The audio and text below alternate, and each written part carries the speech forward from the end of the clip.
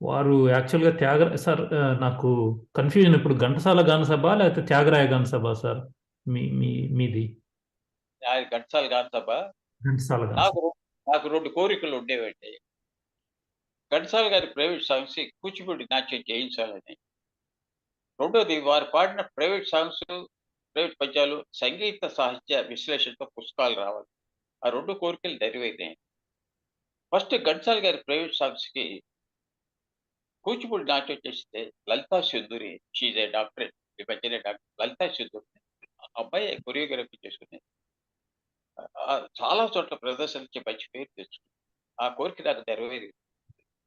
అలాగే నల్గొండ నివాసి doctor M. Purushottamacharyulu గారని చెప్పి ఆయన తొలి సినీ గేయ రచయిత చందాల కేశవదాస్ గారి మీద పీహెచ్‌డీ చేశారు.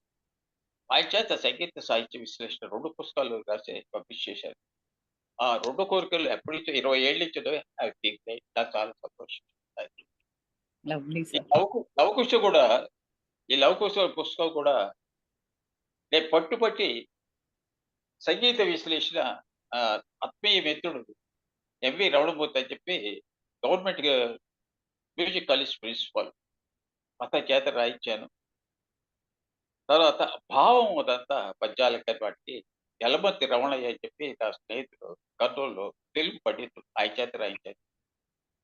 పాటకి మధ్యలో జరిగిన సన్నివేశం అదంతా నేను రాశానండి పుస్తకంలో. అయితే ఇందులో 40 కలర్ ఫోటోస్ కూడా వేశాను. చాలా కష్టపడి ఈ పుస్తకం నేను తయారు చేశాను. అయితే వంచి రామరాజు గారు పబ్లిష్ చేశారని కూడా అన్నమాట. ఆయన ఘంటసాల ఇంటర్నేషనల్ ఫౌండర్ ట్రస్ట్‌కి నేను వైస్ చైర్మన్‌గా చాలా ఏళ్లున్నాను.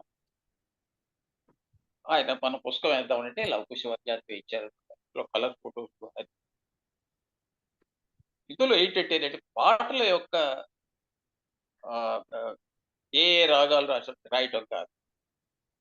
బ్యాక్‌గ్రౌండ్ మ్యూజిక్ కూడా ఆ వచ్చే బ్యాక్‌గ్రౌండ్ వాద్య సంగీతాన్ని కూడా ఏ ఏ రాగంలో ఏ రాగాలు వాడి రాశారండి.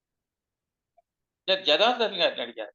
లవకుశలో మీరు సితార్ చాలా బాగా వాయించారండి. పలానా రాగాల్లో అంటే ఒక్కటే మాట అన్నాను ఆయన.